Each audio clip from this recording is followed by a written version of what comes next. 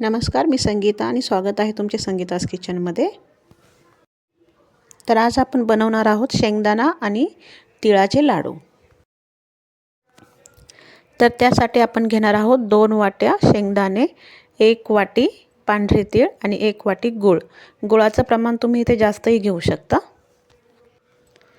तुम्ही घरातील एखादी वाटी घेऊन त्याने सगळं हे सामान मोजून घेऊ शकता। तर पहिल्यांदा आपण शेंगदाणे बारीक गॅसवर चांगले भाजून घ्यायचे आहेत। शेंगदाणे बारीक गॅसवर भाजले की ते चांगले भाजतात। जर आपण मोठा गॅस घेऊन जर ते भाजले तर होतं काय की शेंगदाणे बाहेरून तर भाजले जातात पण आतून असे कच्चे राहतात। शेंगदाणे भाजून झाल्यानंतर आपण त्याला थंड व्हायला ठेवणार आहोत। तोपर्यंत आपण तीळ भाजून घेणार आहोत। तीळ पण आपण बारीक गॅसवरच भाजून घ्यायचे आहे। जास्त मोठ्या गॅसवर जर भाजले तर ते जळून जातील। जेव्हा तिळांचा थोडासा कलर चेंज होईल तेव्हा समजून जायचं की तीळ भाजलेले आहेत। हे लाडू बनवताना तुम्ही गुळाचं प्रमाण थोडंसं जास्त पण घेऊ शकता। कधी कधी डिपेंड करतं की गूळ किती चिकट आहे आपल्याकडे। आता आपले इथे तीळ पण आपण भाजून घेतलेले आहेत। तीळ आपण थंड होण्यासाठी ठेवलेले आहेत। तोपर्यंत आपण जे शेंगदाणे भाजून घेतले आहेत त्याची सालपटं काढून घ्यायची आहेत।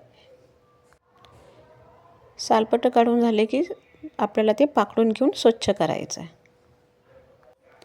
आणि जेव्हा आपले शेंगदाणे स्वच्छ करून होतील आणि तीळ पण थंड होतील त्यावेळेस आपण एक मोठं मिक्सरचं भांडं घेतलं आहे। त्याच्यामध्ये टाकलेले आहेत भाजलेले शेंगदाणे, तीळ आणि गूळ।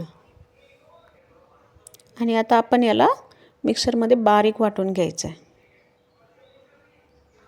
वाटून झाल्यावर तुम्ही थोडंसं याची टेस्ट करू शकता। जर तुम्हाला वाटतं की गोड कमी पडतंय तर तुम्ही याच्यामध्ये आणखीन गूळ ॲड करू शकता।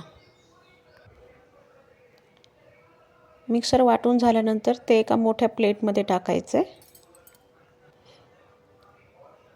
त्याच्यानंतर आपण त्याच्यामध्ये टाकणार आहोत 1 चमचा तूप। इथे तूप नाही टाकलं तरी चालतंय कारण गुळामुळे चिकटपणा येतो लाडूला आणि लाडू बांधले पण जे टाकले ते सगळीकडे मिक्स करून घ्यायचं आहे ह्या बॅटरमध्ये जे आपण आता लाडूसाठी बनवलंय ते। तूप चोळून झाल्यानंतर आता आपण बघतोय हाताने त्याला की आपल्या हातामध्ये आता लाडूचा शेप तयार होतोय। तर अशा प्रकारे आपण त्याचे सगळ्या मिश्रणाचे लाडू बांधून घेणार आहोत। आता जून महिन्यात मुलांच्या शाळा सुरू होतात त्यामुळे तुम्ही टिफिनमध्ये हे लाडू देऊ शकतात त्यांना। अशा प्रकारे आपल्याला सगळ्या बॅटरचे जे मिश्रण आहे त्याचे लाडू बांधून घेऊन आपण ठेवून दिलेले आहेत।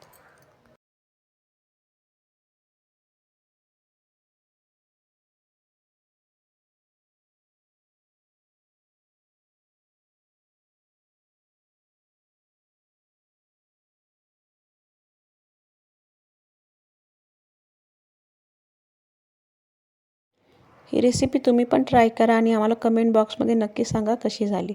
आणि जर तुम्हाला अजून अशाच नवीन सिंपल साध्या सोप्या रेसिपी जर बघायच्या असतील आवडत असतील तर आमच्या चॅनलला लाईक आणि सबस्क्राईब करायला विसरू नका।